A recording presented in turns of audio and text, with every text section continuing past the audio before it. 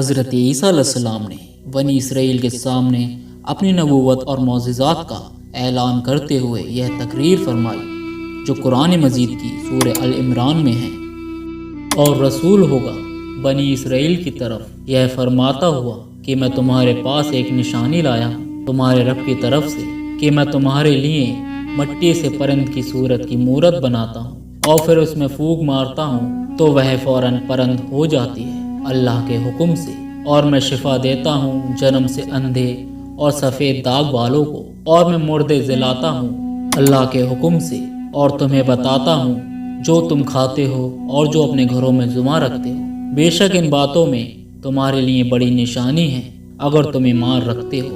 اس تقریر میں آپ نے اپنے 4 معجزات کا اعلان فرمایا: مٹی کے پرندے بنا کر ان میں پھونک مار کر ان کو اڑا دینا، جنم سے اندھے اور کوڑی کو شفا دینا، مردوں کو زندہ کرنا، اور جو کچھ کھایا اور جو کچھ گھروں میں چھپا کر رکھا اس کی خبر دینا، مٹی کے پرند بنا کر اڑا دینا۔ جب بنی اسرائیل نے یہ معجزہ طلب کیا کہ مٹی کا پرند بنا کر اڑا دیں تو حضرت عیسیٰ علیہ السلام نے مٹی کا چمگادڑ بنا کر اڑا دیا۔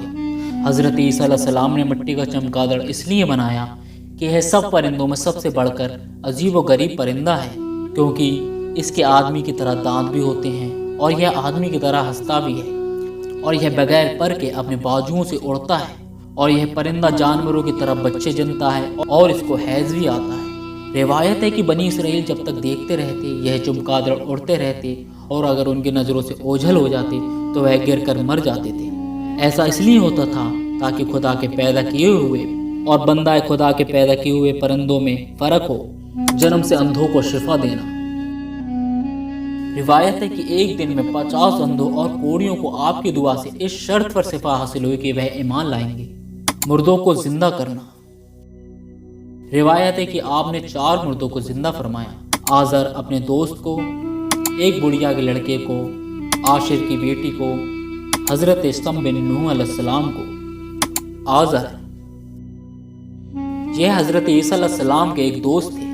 جب ان کا انتقال کا وقت قریب آیا اور یہ مرنے لگے تھے تو ان کی بہن نے آپ کے پاس قاصد بھیجا کہ آپ کا دوست مر رہا ہے۔ اس وقت آپ اپنے دوست سے 3 دن کی دوری پر تھے۔ آزر کا انتقال و دفن کے بعد حضرت عیسیٰ علیہ السلام وہاں پہنچے اور آزر کی قبر کے پاس تشریف لے گئے اور آزر کو پکارا تو وہ زندہ ہو کر اپنی قبر سے باہر نکل آئے اور برسوں زندہ رہے اور صاحب اولاد بھی ہوئے۔ بڑھیا کا بیٹا یہ مر گیا تھا اور لوگ اس کا جنازہ اٹھا کر اس کو دفن کرنے کے لیے لے جا رہے تھے۔ حضرت عیسیٰ علیہ السلام کو وہاں سے گزر ہوا تو وہ آپ کی دعا سے زندہ ہو کر جنازے سے اٹھ بیٹھا اور کپڑے پہن کر اپنے جنازے کی چارپائی اٹھائے ہوئے اپنے گھر آیا اور مدتوں تک زندہ رہا اور اس کی اولادیں بھی ہوئی۔ عاشر کی بیٹی ایک چنگی وصول کرنے والے کی لڑکی مر گئی تھی۔ اس کی موت کے ایک دن بعد حضرت عیسیٰ علیہ السلام کی دعا سے وہ زندہ ہو گئی اور بہت دنوں تک زندہ رہی اور اس کے کئی بچے بھی ہوئے۔ حضرت سام بن نوح علیہ السلام 3 مردوں کو آپ نے زندہ فرمایا تو بنی اسرائیل کے شریروں نے کہا یہ تو تینوں در حقیقت مرے ہوئے نہیں تھے، بلکہ ان تینوں پر سخت طاری تھا، اس لیے وہ ہوش میں آ گئے، لہٰذا آپ کسی پرانے مردے کو زندہ کر کے ہمیں دکھائیے۔ تو آپ نے فرمایا کہ حضرت سام بن نوح علیہ السلام کو وفات ہوئے 4000 سال ہو چکے ہیں، تم لوگ مجھے ان کی قبر پر لے چلو تو میں ان کو خدا کے حکم سے زندہ کر دیتا ہوں۔ تو آپ نے ان کی قبر کے پاس جا کر اس میں عزم پڑا تو فوراً ہی حضرت سام بن نوح علیہ السلام قبر سے زندہ ہو کر نکل آئے اور گھبرائے ہوئے پوچھا کہ قیامت قائم ہو گئی۔ پھر وہ حضرت عیسیٰ علیہ السلام پر ایمان لائے۔ پھر تھوڑی دیر بعد ان کا انتقال ہو گیا۔ جو کچھ کھایا اور چھپایا اس کو بتا دیا۔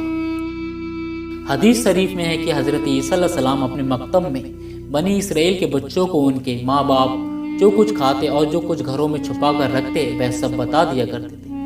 جب والدین نے بچوں سے دریافت کیا کہ تمہیں ان باتوں کی خبر کیسے ہوتی ہے تو بچوں نے بتا دیا کہ ہمیں تو حضرت عیسیٰ علیہ السلام مکتب میں بتا دیتے ہیں۔ یہ سن کر ماں باپ نے بچوں کو مکتب جانے سے روک دیا اور کہا کہ حضرت عیسیٰ علیہ السلام جادوگر ہیں۔ جب حضرت عیسیٰ علیہ السلام بچوں کی تلاش میں بستی کے اندر داخل ہوئے تو بنی اسرائیل نے اپنے بچوں کو ایک مکان کے اندر چھپا دیا کہ یہاں بچے نہیں ہیں۔